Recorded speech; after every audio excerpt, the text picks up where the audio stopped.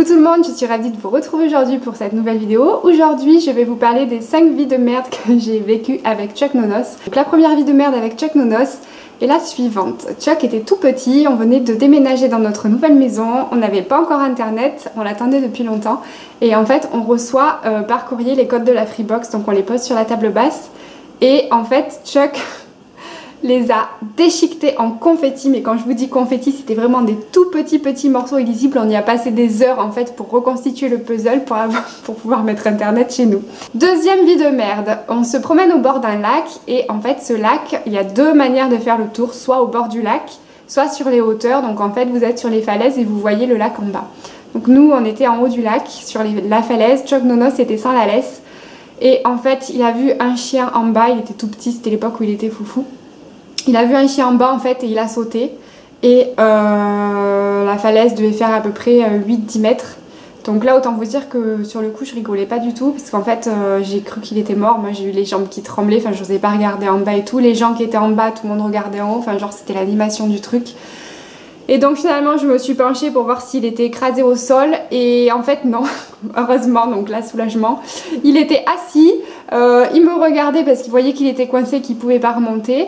Et donc on a été le chercher, on a fait le tour. Il n'avait aucune égratignure ni rien, mais bon voilà, il nous a fait vraiment une grosse frayeur. Et c'est d'ailleurs suite à ça que j'ai décidé de prendre une assurance. Donc je suis assurée pour mon chien, donc si ça vous intéresse, dites-le moi en commentaire, je vous ferai une vidéo à ce sujet. Et donc du coup tout allait bien, voilà, mais sur le coup on a vraiment eu très peur.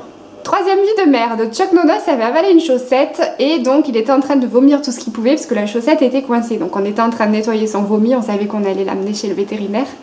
Et donc il avait vomi en bas de l'escalier, donc mon mari était en bas de l'escalier, il frottait le vomi. Chuck, pour le voir, il est monté les quelques marches un petit peu plus haut au-dessus de lui, donc il était à peu près au milieu de l'escalier. Et là il a revomi, sauf que comme mon mari était en dessous, il lui a vomi dessus. Quatrième vie de merde, Chuck était petit et il fallait que j'étende mon linge à l'extérieur sur l'étendoir. Et en fait j'étais obligée de mettre des épingles à linge parce que même avec les épingles à linge, il s'amusait à me piquer tous les trucs qui pendaient. C'était un étendoir pas très haut, vous savez, les petits trucs Ikea là, sur pied. Et donc il m'a volé plein de culottes qui m'a déchiquetées et il m'a volé des soutiens-gorge qui me déchiquetaient. Et j'étais dégoûtée. Cinquième vie de merde, alors là c'est la pire de toutes, enfin pour moi c'est vraiment la honte. En fait donc Chuck, comme vous le savez, aime avaler les chaussettes, etc.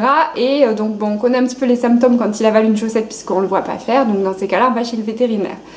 Donc là je l'amène chez le vétérinaire l'ausculte. Il faut savoir que j'ai un vétérinaire qui est ostéopathe et homéopathe et qui fait des manipulations donc en ostéopathie digestive pour éviter d'opérer, pour pouvoir faire ressortir la chaussette par les voies naturelles.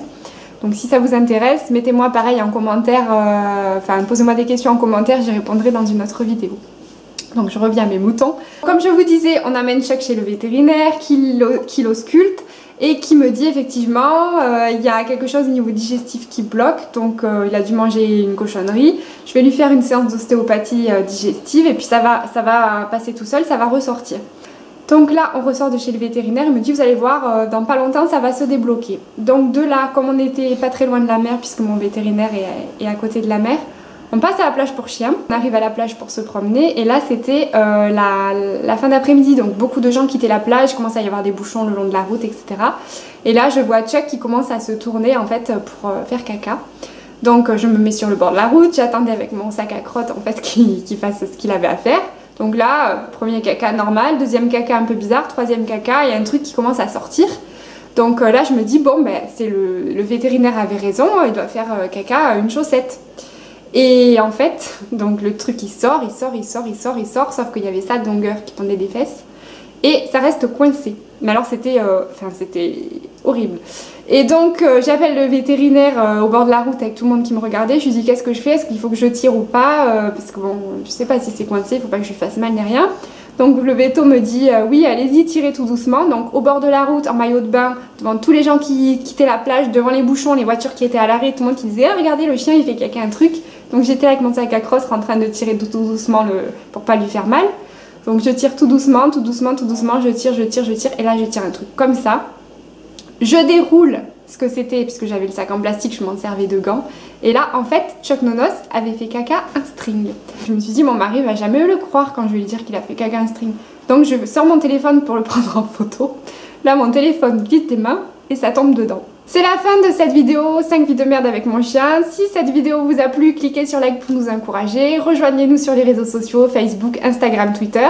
J'attends vos avis en commentaire. N'hésitez pas à me partager également vos vies de merde avec votre chien, ça me fera bien rigoler de les lire. Je vous dis à très bientôt dans de prochaines vidéos. Ciao ciao!